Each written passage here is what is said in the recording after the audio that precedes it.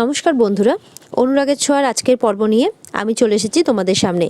Bangla serial সমাচারে তোমাদের স্বাগত জানিয়ে আজকের পর্ব আমি শুরু করছি। এদিকে দেখা যাচ্ছে দীপার হাতের ফুলগুলো বানানো ফুলগুলো দেখে তো সোনা কেমন রিয়াক্ট করতে থাকে, কেমন যেন করছে। তখন সূর্য বলে, এগুলো তুমি রেখে দাও, এগুলো রেখে দাও। তখন সোনা বলে, এখানে নাম টাম হবে বাবা, দেখো তো। তখন বলে, আমি ওসব দেখে নেবো, তুমি যাও, কানে হেডফোন দাও আর একটা গান শুনতে শুনতে ঘুমিয়ে পড়ো। তখন অলি উপরে চলে যায়। এদিকে চারুও ভাবতে থাকে, আমিও তো ভাবছি এই ব্যাগটা কার। সূর্যের হাত ধরে তখন বলে, দেখিস আমি সব কিছু ঠিক করে দেবো। মনে হচ্ছে চারুর আগের ঘটনাগুলো মনে পড়ছে, আমি সব ঠিক করে দেবো, দেখিস।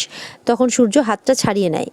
চারু তখন ব্যাগটা দেখতে যায় যে ওখানে কোনো ছবি টবি পায় কিনা, আর সে সন্দেহ করে যে নিশ্চয়ই বিং বং থেকেই এক্সচেঞ্জ হয়েছে। দেখা যাচ্ছে চারু দেখতে পায় যে ট্রলির মধ্যে এসজি লেখা। এসজি কথার অর্থ হচ্ছে সেনগুপ্ত। সেটা দেখেও সূর্য খুব অবাক হয়ে যায়। আর এদিকে দীপাও খুঁজতে থাকে, দেখি কোনো কিছু পায় কিনা যাতে বুঝতে পারে ব্যাগটা কার। তারপর দীপা একটা ছবি পায়, সেই ছবিতে সেই চালু মেয়েটার ছবি আর তার সঙ্গে আছে সোনার ছবি। তখন দীপা বলে, কে এই মেয়েটা, আমার মতো গায়ের রং, একদম যেন আমার সোনা মা। যদি আমার সোনা মা রূপা মা আমার কাছে থাকতো তাহলে তাদের বয়সটাও এরকমই হতো আজকে। তখন চারুর ছবি দেখে ভাবে, এ তো সেই মেয়েটা যে মেয়েটা রেস্টুরেন্টে এসেছিল আর ওর মেয়ের কথাও বলছিল, কিন্তু ওকে দেখে তো মনে হচ্ছে না যে ও বিবাহিত। তারপর বলে যে আমিও কী সব ভাবছি না, আজকালকার মেয়েরা তো এরকমই হয়, আমার উর্মি যেমন ছিল, সিঁদুরটা তো নামমাত্র ছোঁয়াতো, বলে হাসে দীপা। তারপরে আবার মেয়েটার ছবি দেখে, বলে যে ওনাকে দেখে তো মনেই হয় না যে ওনার এত বড় একটা মেয়ে থাকতে পারে। যাকগে, ওনার ব্যাগটা আমি ভালো করে যত্ন করে বন্ধ করে রেখে দিই। অন্যের ব্যাগ ঘাটা এরকমভাবে ঠিক নয়। উনি যখন দেখবেন তখন ওনার ঠিকই মনে পড়বে, উনি ঠিকই আসবেন, তখন ওনাকে আমি দিয়ে দেবো। কিন্তু এই শাড়িটা আমি কতক্ষণ পরে থাকবো, এটা তো চেঞ্জ করতে হবে, আমি কি করি। আচ্ছা, আমি তো আমার ওই শাড়িটা কেচে মেলে দিয়ে এসেছিলাম, ওয়াশরুমে আছে। আচ্ছা, এক কাজ করি, এই শাড়িটাও কোথাও মেলে মেলে দিই, শুকিয়ে যাবে সকাল হতে হতে। দীপা তখন এই শাড়িটা মেলে দেয় আর ওই শাড়িটা পরে নেয়। এরপরে দীপা শুয়ে পড়ে, কিন্তু শুয়ে শুয়ে সেই মেয়েটার কথাই ভাবছে যে সেই মেয়েটাকে তার একদম সোনা মায়ের মতোই লাগছে। আর এদিকে সূর্য বলছে, আমার কেমন যেন একটা গাট ফিলিং হচ্ছে, যেন এরপরে কিছু একটা হতে চলেছে। আর ওদিকে চারু ব্যাগের মধ্যে খুঁজেই যাচ্ছে যদি কিছু পায়।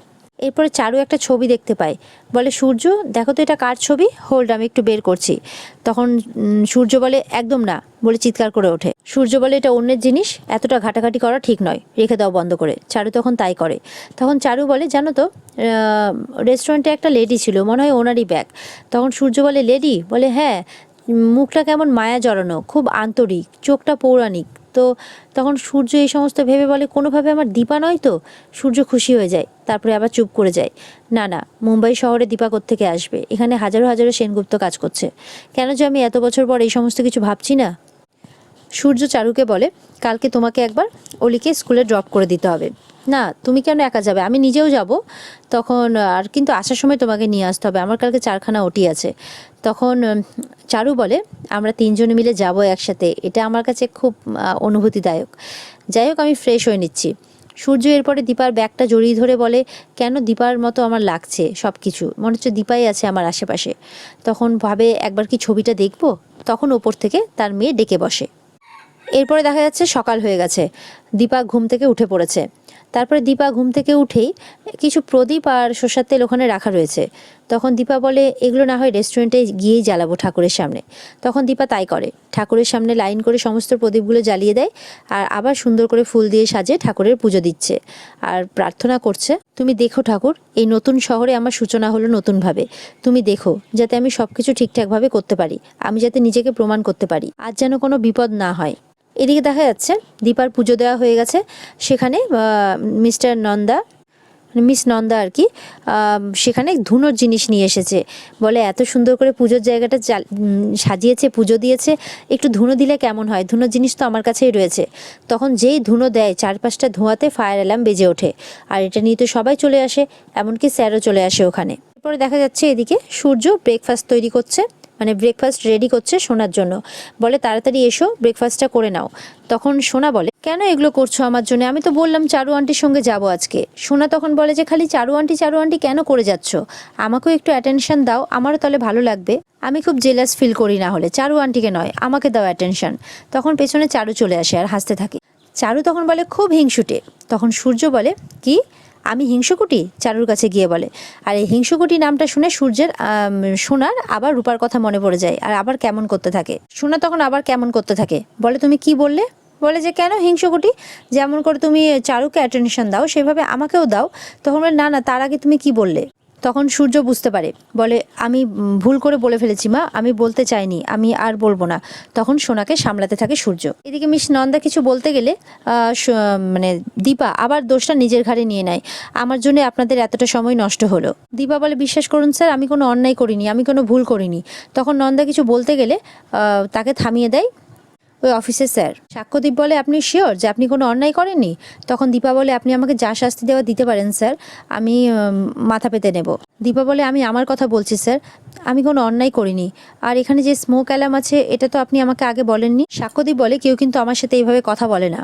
তখন দীপা হাত জোড় করে বলে যে আপনি আমাকে এখানে আশ্রয় দিয়েছেন স্যার, আমাকে সাবধান করাটা তো আপনারই কর্তব্য স্যার। স্যার বলে আপনার সাহস কিভাবে হয় এইভাবে আমার সাথে কথা বলার? তখন দীপা বলে সাধারণ বুদ্ধি দিয়ে তো এটা বোঝা আমার মানে বোঝার আমার ক্ষমতা নেই যে এখানে স্মোক অ্যালার্ম থাকতে পারে। আপনি বলুন না স্যার, এটা একটা রেস্টুরেন্ট, এখানে ক্যান্ডেল লাইট ডিনার করতে আসে সবাই, এটা একটা রেস্টুরেন্ট। আর ক্যান্ডেল লাইট ডিনারে এখানে মোমবাতি জ্বলে, কত খাবারের সাথে আগুন ব্যবহার হয়, পাশেই কিচেন। স্যার আমি তো আগে থেকে জানতাম না যে এখানে স্মোক অ্যালার্ম আছে। আর ঠাকুরের ব্যবস্থা যখন আছে তখন প্রদীপ জ্বলবে না, এটা কিভাবে হয় স্যার? তাহলে তো আপনাদের ঠাকুরের জায়গাটা রাখাই উচিত হয়নি। সাক্ষ্যদীপ তো অবাক হয়ে তাকিয়ে আছে দীপার দিকে। এদিকে তো রেস্টুরেন্টের বাকি সদস্যরা বলা বলি করছে যে ম্যাডামকে চুপ করতে বলুন, কারণ না হলে তো এবার স্যার ছেড়ে কথা বলবেন না। আর এদিকে সাক্ষ্যদীপ মনে মনে ভাবছে যে এই একটা সাধারণ মানে মহিলার আমার সাথে এভাবে কথা বলার সাহস কিভাবে হলো, হাউ কুডসি। দীপা বলে আপনি আমাকে বলুন না স্যার, আমার দোষটা কোথায়? আর এখানে কোনো দরজাতে কোনো দেওয়ালে তো স্টিকারও লাগানো নেই ফায়ার অ্যালার্মের যে আগুন জ্বালানো যাবে না। তখন মিস নন্দা বলে আসলে ধোঁয়াটা আমি দিয়েছিলাম। সাক্ষ্যদীপ তখন একজনকে মার্কেটে যেতে বলে আর দুটো ফায়ার অ্যালার্মের স্টিকার বানিয়ে আনতে বলে। দীপা বলে thank you sir, thank you so much. Sakshyadeep বলে আপনার কথা শুনলাম, মানলাম, আর কিছু বলার আছে? দীপা বলে একটা ছোট্ট রিকোয়েস্ট ছিল। তখন সাক্ষ্যদীপ বলে বলে ফেলুন। দীপা বলে স্যার ঠাকুর যখন আছে তখন প্রদীপ, তখন সাক্ষ্যদীপ বলে প্রদীপ জ্বালতেই পারেন। আর নন্দার দিকে তাকিয়ে বলে কিন্তু ধুনো নয়। দীপা বলে তাহলে স্যার আমি থাকছি তো? তখন সাক্ষ্যদীপ বলে আমাকে কেউ লজিক্যালি ভুল প্রমাণ করলে আই অ্যাপ্রিসিয়েট দ্যাট। এরপরে সাক্ষ্যদীপ সবাইকে জিজ্ঞাসা করে সবার ব্রেকফাস্ট হয়ে গেছে? তখন সবাই বলে না, বলে যান যান যান তাড়াতাড়ি যান, 30 মিনিটের মধ্যে ফিরে আসতে হবে, আজকের ব্রেকফাস্ট আমার তরফ থেকে। তখন দীপা বলে আমি কিছু বানিয়ে দেবো স্যার? তখন সাক্ষ্যদীপ বলে আপনি রান্না 30 মিনিটস? তখন দীপা বলে 15 মিনিট লাগবে স্যার। তখন বলে যান। তখন দীপা চলে যায়। এরপরে দীপা রান্না করতে চলে যায়। এদিকে দেখা যাচ্ছে সূর্য সোনাকেই সামলে যাচ্ছে এখনো। এদিকে দেখা যাচ্ছে সোনাকে যখনই খাবার দিতে যায় সূর্য, তখন খাবারের প্লেটটা ছুঁড়ে ফেলে দেয় সোনা, চিৎকার করে ওঠে। সূর্য তো খুব রেগে যায়, খুব বলে এই সাহসটা তুমি কোথা থেকে পেয়েছো? খাবার এইভাবে নষ্ট করার সাহস তুমি কোথা থেকে পেয়েছো? তুমি জানো কত গরিব মানুষ খেতে পায় না? কই তুমি বাড়িতে তো এরকম ছিলে না, তুমি তো খাবারকে প্রণাম করে খেতে। তখন সোনা বলে আমি বাড়ির কোনো জিনিস মনে করতে চাই না, আমি তোমাকেও সহ্য করতে পারছি না, তুমি চলে যাও এখান থেকে। তখন সূর্য বলে কি তুমি আমাকে সহ্য করতে পারছো না? সূর্য বকতে থাকে আমি তোমার জন্য আমার পুরো সংসার, আমার পুরো পৃথিবী ছেড়ে দিয়েছি, আর তুমি আমার সাথে এরকম করছো? তুমি আমাকে এরকমটা বলতে পারলে? তোমার জন্য সব কিছু ছেড়েছি আমি আমার পরিবার, আমার সব কিছু, আর তুমি আজকে আমার সাথে এরকমটা করলে, তুমি আঘাতটা দিতে পারলে আমাকে। তখন সোনা বলে না না বাবা না, আমি সেটা বলতে চাইনি তোমাকে, তুমিও আমার সব কিছু, কিন্তু আমি ওই নামটা মনে করতে চাই না, আমার কেমন একটা অস্বস্তি হয়। তখন সূর্য বলে ঠিক আছে বুঝতে পেরেছি, আমি তোমার হেজিটেশন হয়, বুঝতে পেরেছি, ঠিক আছে তুমি নিজেকে সামলাও। এদিকে চারু বলে আচ্ছা এসব তুমি ছাড়ো তো, তুমি বলো তো তুমি তোমার সিক্রেটটা তোমার বাবাকে বলেছো তোমার বয়ফ্রেন্ড আছে? তখন বলে চারু আন্টি এটা তুমি কি করছো, আমার বয়ফ্রেন্ড? বলে হ্যাঁ। তখন সূর্য কথাটা শুনতে পায়, বলে বয়ফ্রেন্ড? কিসের বয়ফ্রেন্ড, কেমন বয়ফ্রেন্ড, আমাকে একটু বুঝিয়ে বলো, আমি কিছু বুঝতে পারছি না। তখন বলে সোনা বলে না না বাবা জাস্ট বন্ধু। বলে বন্ধু? কেমন বন্ধু? বলে যে তোমার চারু আন্টি যেরকম তোমার বন্ধু সেরকমই। বলছে চারু আন্টির মতো? সত্যি?